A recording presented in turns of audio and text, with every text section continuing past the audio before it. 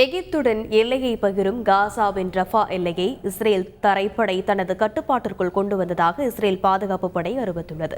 காசாவுக்கும் எகிப்துக்கும் இடையிலான எல்லையில் உள்ள 14 கிலோமீட்டர் நீளமுள்ள குறுகிய பகுதி இது.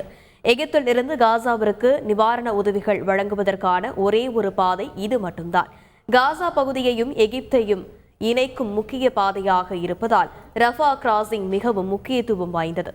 ரஃபா எல்லையை கட்டுப்பாட்டிற்குள் கொண்டு வந்ததன் மூலம் எகிப்தில் இருந்து ஹமாஸ் ஆயுதங்களை கடத்துவதை தடுக்கவும், இடம்பெயர்ந்த பாலஸ்தீனியர்கள் அதிக எண்ணிக்கையில் எகிப்துக்கு தப்பிச் செல்வதை தடுக்கவும் இஸ்ரேல் நடவடிக்கை எடுக்கும் என எதிர்பார்க்கப்படுகிறது.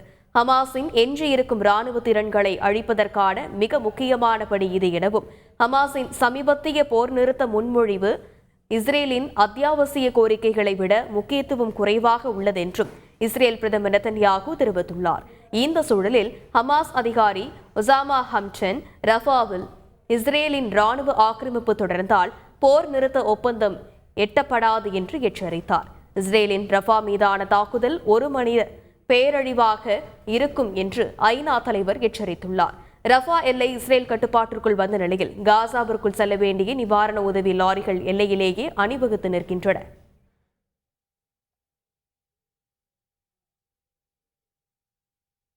நெதர்லாந்து நாட்டில் பாலஸ்தீனியர்களுக்கு ஆதரவாக போராட்டத்தில் ஈடுபட்ட ஆம்ஸ்டர்டாம் பல்கலைக்கழக மாணவர்களை போலீசார் வெளியேற்றினர்.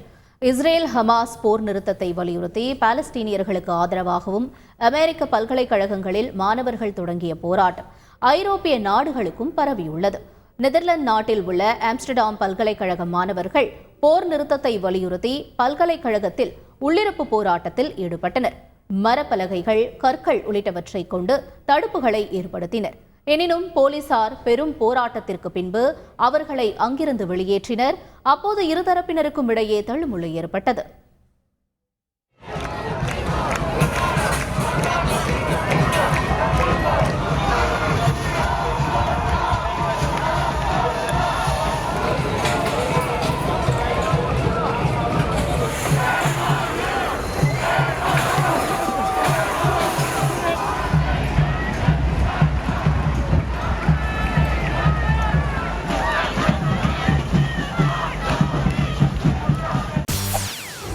செய்திகளை உடனுக்குடன் தெரிந்து கொள்ள உடனே சப்ஸ்கிரைப் பண்ணுங்க.